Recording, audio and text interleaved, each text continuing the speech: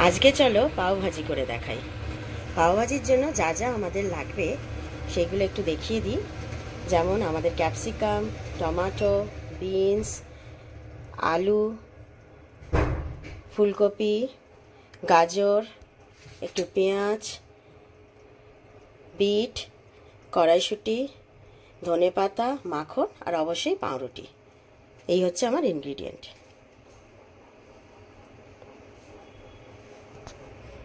তাওয়াটা জ্বালিয়ে pressure cooker বসিয়ে একটু তেল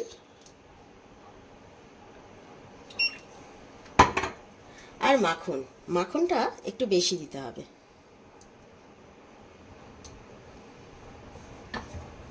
একটু মেল্ট হয়ে গেলে একে একে সবজিগুলোকে দিয়ে দেবো। এটা হচ্ছে 1 পট পাও ভাজি রান্না। বেশি সময় লাগবে না, চটজলদি বাচ্চাদের টিফিনে বা সকালের ব্রেকফাস্টে অনায়াসে করা যাবে।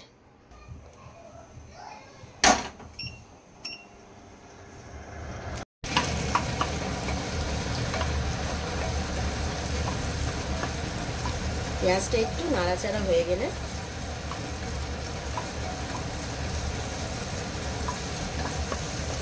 একে একে সব ভেজিসগুলো একে একে দিয়ে দিচ্ছি। দেখো, ক্যারট, ক্যাপসিকাম, ফুলকপি মানে কলিফ্লাওয়ার,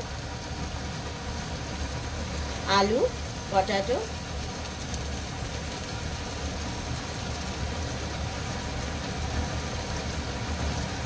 টমেটো, বিনস আর রংটা সুন্দর আসার জন্য একটু বিট দিচ্ছি।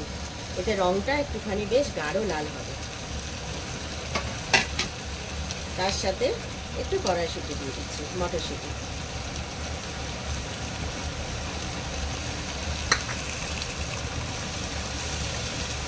এই সব ভেজিসগুলোকে একটু নাড়াচাড়া করে নিই।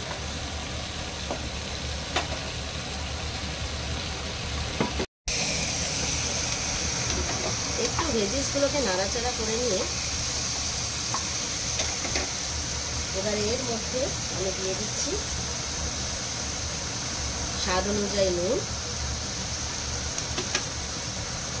আর একটু ব্ল্যাক সল্ট যদি দেওয়া যায় তাতে কিন্তু একটু রান্নার টেস্টটা বাড়ে। একটু ব্ল্যাক সল্ট দিয়ে দিচ্ছি। আর মেন ইনগ্রিডিয়েন্ট যার কারণে পাওভাজির গন্ধটা আসবে সেটা হচ্ছে পাওভাজি মশলা।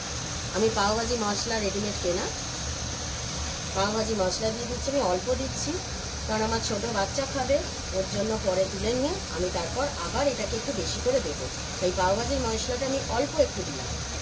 তোমরা কিন্তু একবারেই কিন্তু পাওভাজির মশলাটা দিয়ে দিও।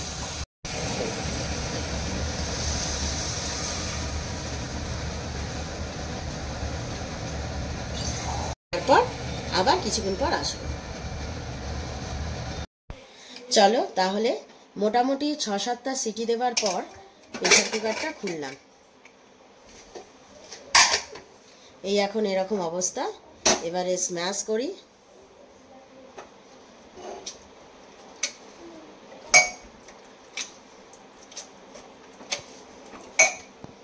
তাতে একটু লেবুর রস মেশালাম, লেবুর রস,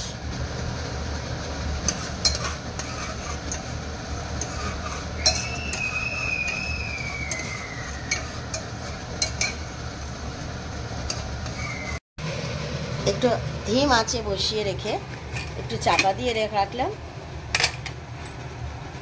তারপরে আমরা এই চাটু বসিয়ে দিলাম।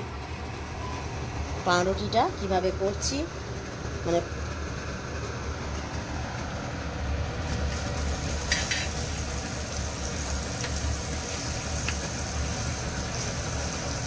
রেস্টুরেন্ট স্টাইল বানাতে গেলে এখানে মশলাটা একটু ছড়িয়ে দিতে হবে।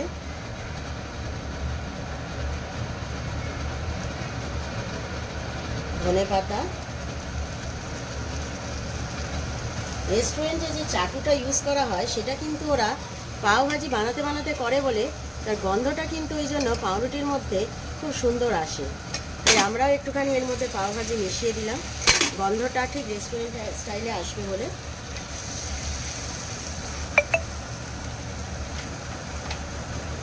আর ঠিক এইভাবে পাউরুটিটাকে শিখে নেব।